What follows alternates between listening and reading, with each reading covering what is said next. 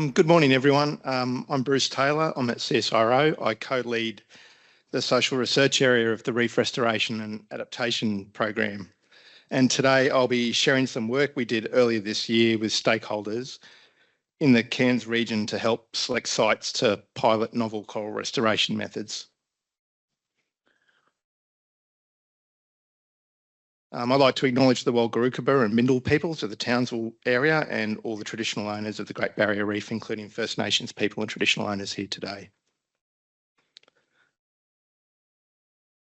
A sister program to the Reef Restoration and Adaptation program is something called the Pilot Deployment Program, or PDP.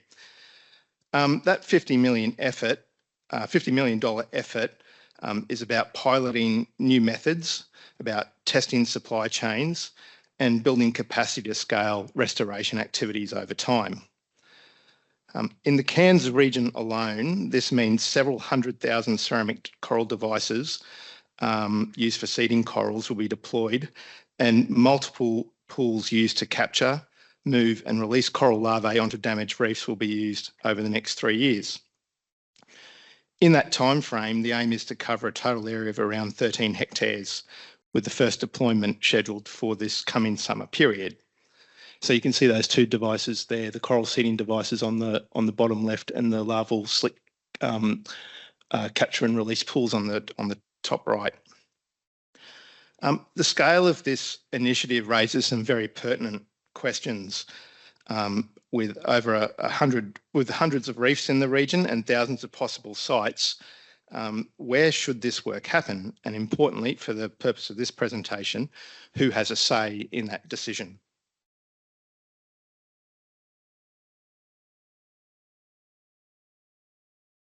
The question's an important one because, as people in this room are really acutely aware, we're not implementing this sort of work on an empty space. It's a peopled seascape, it's a perceived and it's an experienced environment. There are long-standing interests, stewardship relationships, place connections for different groups. So it's really critical to involve people appropriately in order to ensure procedural fairness and transparency, to recognise that knowledge and those interests, to reduce risks to local values, and to improve the chance of realising benefits. In the longer term, one of the key rationales for working closely with people, as we've heard today already, is that it's capacity to build an ability for collaborative decision-making and partnerships around restoration in the longer term. And our team's written quite widely about this in recent years.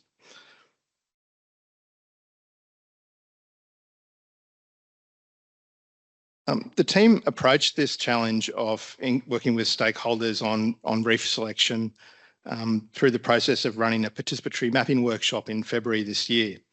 We engaged over 30 participants, including tourism and charter boat operators, recreational interests, marine industry services companies, Indigenous ranger groups, Park Service, dive club members, citizen science organisations, LMAC members, amongst others. And importantly, that mapping workshop was one of several other key inputs into the decision process around site selection for the pilots. There were parallel processes running around traditional owner engagement and free, prior and informed consent processes, technical assessments undertaken by the scientific team. There's obviously the needs of marine park regulators and managers to have input into these decisions and oversee those, all which are very significant processes in their own right. However, the objectives of this particular workshop was to contextualise the planned pilots and the decision-making process with stakeholders, elicit what they saw as the important considerations that needed to be accounted for in selecting pilot locations, to then go and identify and map suitable or unsuitable locations, and with a broader purpose of finding places to work that not just work for the program, but that work for regional stakeholders. And I guess the notion of work there, I mean, not just as sufficing, but it's a bit of a deliberate nod to the idea of actionable knowledge. So the first main session of the workshop, we asked people to reflect individually and in small groups on what they thought were some important considerations that should influence the selection of sites. In essence, what would make a site suitable or unsuitable? The discussion surfaced a really wide range of considerations, and we probably filled a whiteboard which was close to the length of this sort of speaking platform with the material that people kind of generated through that conversation. It included a whole bunch of themes relating to, well, it depends on what existing uses and activities are at those places. What might be the likely impacts on aesthetics and visibility? What's the condition of the site? Has it been recently impacted by cyclones or bleaching? Is it in good nick? But also there was a really strong and I'd say equal emphasis on whether or not a given site or a reef could support opportunities for collaboration and knowledge sharing through that pilot deployment process. So the research team working there on the day as part of the facilitation group was sort of rapidly trying to process this information as we were kind of gathering it from people and I guess tried to do a bit of real-time qualitative coding of that information, you know, at the back end of the talks and over the morning tea break. And during that, and from that process, we were able to develop like quite a, I guess, a short list of themes. There's probably maybe 14 or 20 odd themes that we kind of identified from the input, and we were able to kind of basically code all of those themes, say A to M, just give them a label.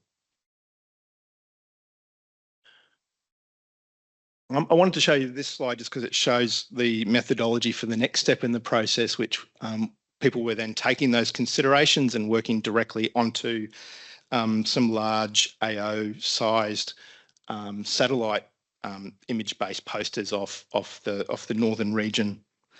This is just like a small snippet of one of those because we were trying to say to people, okay, so one of the methods that you could use is you could select a green dot that indicated a suitable location or an amber dot that indicated an unsuitable location. The letters on those dots, A and C, for instance, indicate link to a particular theme that was identified in the previous session. And if people wanted to do so, they could identify who that interest was kind of connected to by recording a unique identifier or number. So in that way, in working through this process and also giving people pens and sticky notes and other things, we were really trying to get to getting that understanding of not just where is suitable, but why it was suitable and who it mattered to. So you were kind of getting that nice traceability through not just what do we think of this, but why do we think that and who cares about it.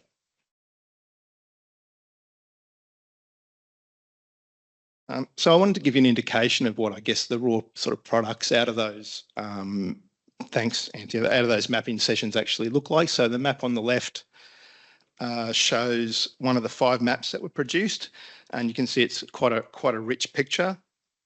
It generated a lot of really good involvement interaction both within the 5 groups and between the 5 groups with people walking around and engaging and discussing all of those locations.